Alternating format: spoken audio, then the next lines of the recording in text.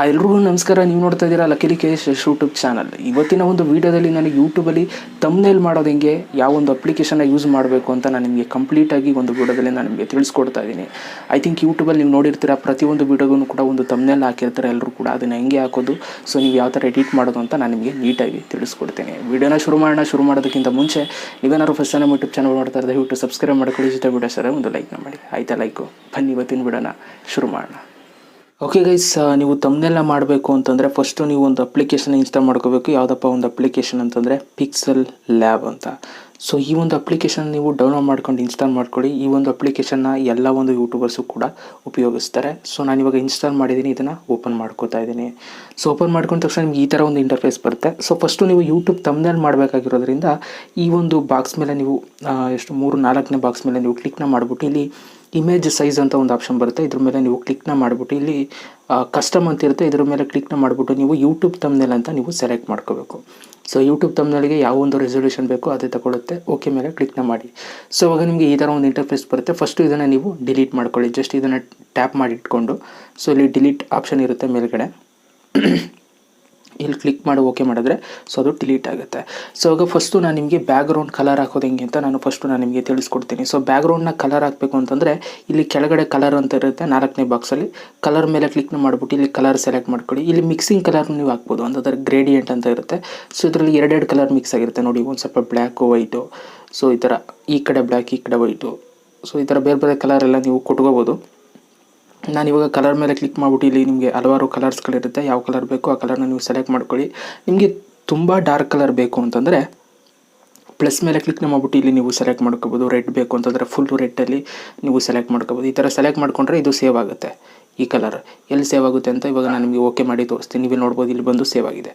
So ಇಲ್ಲಿ ನಿಮ್ಮ ಮಾಮೂಲಿ ಸಿಗುತ್ತಲ್ಲ ಕಲರ್, ಅದು ತುಂಬ ಡಾರ್ಕ್ ಇರಲ್ಲ. ಸೊ ನೀವು ಜಾಸ್ತಿ ಡಾರ್ಕ್ ಮಾಡಿಕೊಂಡು ಸೊ ಇದು ಮಾಡ್ಕೋಬೋದು, ಸೇವ್ ಮಾಡ್ಕೋಬೋದು. ಇವಾಗ ನೀವು ನೋಡ್ಬೋದು ಈ ರೆಡ್ಗೂ ತುಂಬ ಡಿಫ್ರೆನ್ಸ್ ಇದೆ ಅಲ್ವಾ, ಈ ರೆಡ್ಗೂ. ಸೊ ಅದರಿಂದ ಫುಲ್ಲು ಡಾರ್ಕ್ ಬೇಕು ಅಂತಂದರೆ ನೀವು ಸೆಲೆಕ್ಟ್ ಮಾಡ್ಕೊಳ್ಳಿ. ಇದಾದಮೇಲೆ ನಿಮ್ಗೆ ಯಾವ ಕಲರ್ ಬೇಕೋ ಸೆಲೆಕ್ಟ್ ಮಾಡ್ಕೊಂಡಾದ್ಮೇಲೆ ನೀವು ಫೋಟೋನ ಆ್ಯಡ್ ಮಾಡ್ಕೋಬೇಕು. ಈಗ ನೀವು ತಮ್ನೇಲ್ ಹಾಕಬೇಕು ಅಂತಂದರೆ ಫೋಟೋ ಯೂಸ್ ಮಾಡ್ತೀರಲ್ವಾ. ಸೊ ಏನು ಫೋಟೋ ಹಾಕಬೇಕು ಅಂತ ಇದ್ದೀರಾ, ನೀವು ಪ್ಲಸ್ ಮೇಲೆ ಕ್ಲಿಕ್ನ ಮಾಡಿಬಿಟ್ಟು ಫ್ರಮ್ ಗ್ಯಾಲರಿ ಮೇಲೆ ಕ್ಲಿಕ್ನ ಮಾಡಿದ್ರೆ ನಿಮ್ಮ ಒಂದು ಗ್ಯಾಲರಿ ಓಪನ್ ಆಗುತ್ತೆ. ಫೋಟೋನ ನೀವು ಸೆಲೆಕ್ಟ್ ಮಾಡ್ಕೊಳ್ಳಿ. ಇವಾಗ ನಾನು ಫೋಟೋ ಸೆಲೆಕ್ಟ್ ಮಾಡ್ಕೊಳ್ತೀನಿ. ಓಕೆ ಗೈಸ್, ಇವಾಗ ನಾನು ಫೋಟೋನ ಸೆಲೆಕ್ಟ್ ಮಾಡ್ಕೊತಾ ಇದ್ದೀನಿ. ನೀವು ನೋಡ್ಬೋದು, ಸುಮ್ಮನೆ ಯಾವುದೋ ಒಂದು ಸ್ಕ್ರೀನ್ಶಾಟ್ ತೆಗೆದಿದೆ ಅದನ್ನ ತಗೋತಾ ಇದ್ದೀನಿ.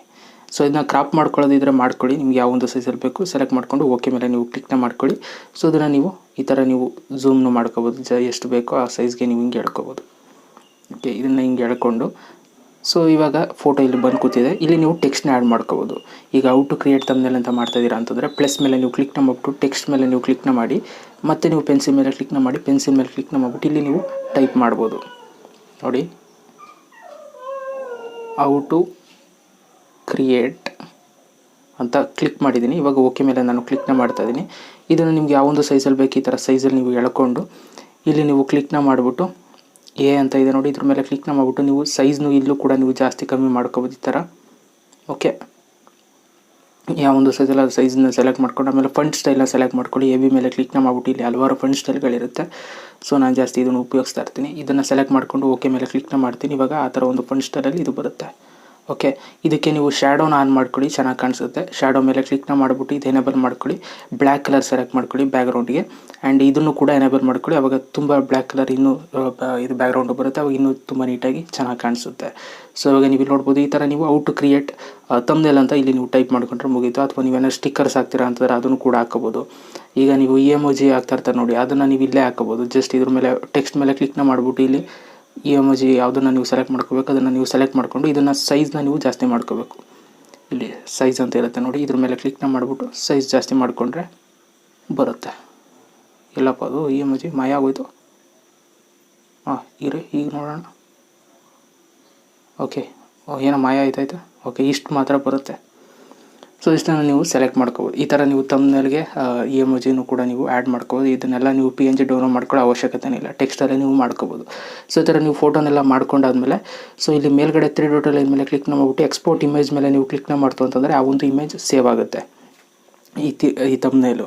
ಓಕೆ, ಆ್ಯಂಡ್ ಅದ್ರ ಜೊತೆಗೆ ನಿಮ್ಗೆ ಇಲ್ಲಿ ಹಲವಾರು ಆಪ್ಷನ್ಸ್ಗಳಿದೆ ನೀವು ಎಡಿಟ್ ಮಾಡೋದಕ್ಕೆ, ಫಂಟ್ ಸ್ಟೈಲ್ ಮಾಡೋದಕ್ಕೆ.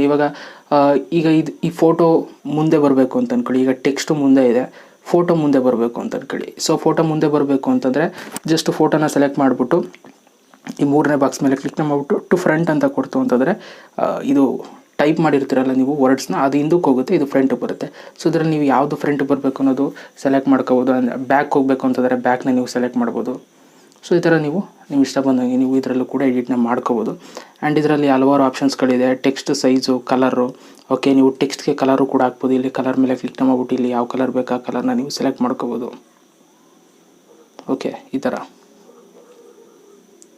ಓಕೆ, ಸೊ ಈ ಥರ ನೀವು ಟೆಕ್ಸ್ಟ್ ಕಲರ್ನು ಕೂಡ ನೀವು ಸೆಲೆಕ್ಟ್ ಮಾಡ್ಕೊಂಡು ಏನೇನೋ ಮಾಡ್ಕೋಬೋದು. ಆ್ಯಂಡ್ ಇದರಲ್ಲಿ ನಿಮ್ಗೆ ಹಲವಾರು ಆಪ್ಷನ್ಸ್ಗಳಿದೆ. ಸೊ ಇದನ್ನು ಕೂಡ ನೀವು ಯೂಸ್ ಮಾಡ್ಬೋದು. 3D ಶೇಪು ಇವೆಲ್ಲ ಇದೆ.